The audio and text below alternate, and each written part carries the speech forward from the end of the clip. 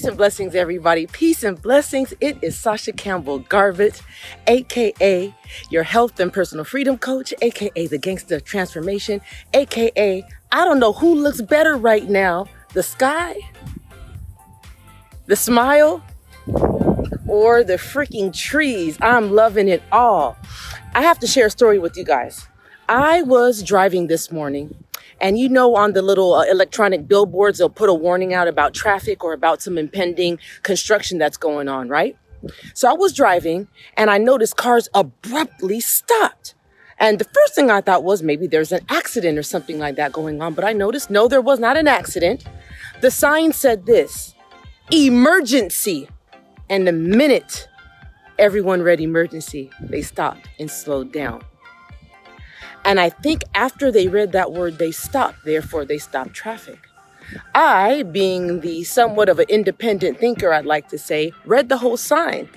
And what the sign said was, emergency exit off this way in case of, something going on. Do not hold up traffic. Please proceed. And it got me to thinking. People stopped immediately when they read the word emergency. People assumed because they saw that word that there was an impending emergency ahead. They believed the sign, even though they didn't see, they'd had no proof that there was an emergency. And I thought to myself, wow, words are a powerful spell. So when we hear emergency, we think freeze up. When we see the word death, we freeze up.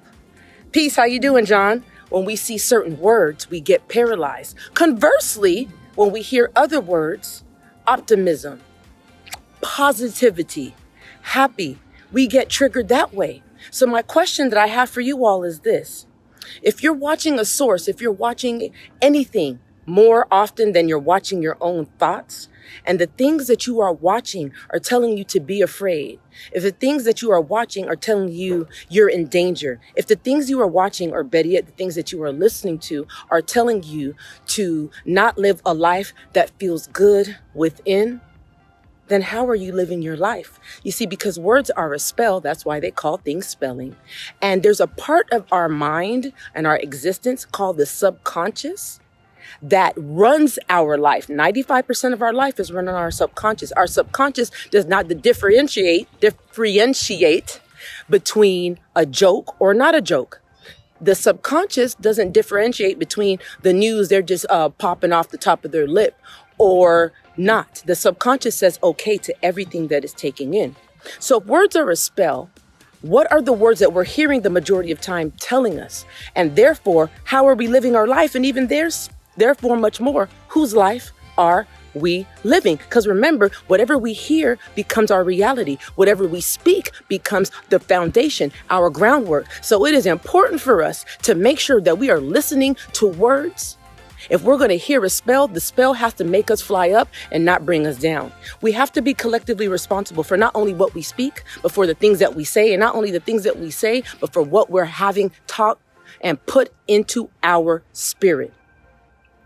So be mindful in your attempt to be on top of the news and in your attempt to be in the know, that you're not taking on a spell which could equate someone else's agenda that turns your life in a whole nother direction. I know we've been taught that other people know better than us, but I'm going to tell you something. The kingdom of God lies within us. So if we tuned out to the spell given to people who have a different agenda to us, and tune in to the inner spell, the inner magic, the inner spirit, I promise you, we will know the direction we go, and that noise that's going on in the background will not affect us. The collective consciousness is putting their attention in a place that they don't want to be, because of the words that are being told to them. So change what you're listening to so you could change what you believe, so you could change what you experience. I really appreciate, I got Coach on here right now. Peace, Coach. He says, what spell are we placing on ourselves when we talk negative self-talk? I love that question. If we're telling ourselves, once again, the subconscious doesn't know the difference. If we're telling ourselves, for example, I really suck at running, the subconscious says, okay, you suck at running. It's a difference if you tell yourself, I would really like to improve on my running. Your subconscious says, okay, we'll improve. The subconscious is impartial. So we have to be diligent and we have to be definitive in what we are saying and what we are taking in, even when it comes to our health. You get a diagnosis. You either own the diagnosis, you have 6 months to live, or you say, I'm going to have 6 times 6 more months to live. It's really up to you at any given time. But we must be mindful at every moment in our life, whether you're talking to kids, whether you're talking to adults, whether you're talking to your pets. We have to be mindful of the spell that we are casting in their spirit, because it takes more work to clear the subconscious than it does to change the conscious mind, because we're not running off of our conscious experience. The conscious mind is the creative mind. Naturally, the creative mind does not want to be stuck in a place of can't. But because the subconscious overrides that, it's going to lead us whether we want to go or not. So it is very important, you guys, to watch the words that you're taking in and watch the words that you speak, because it is literally creating worlds around us. That's why you see everybody living in a different reality, because everybody's taking in a different spell or not. Please be mindful. I love you. Thank you guys all for tuning in.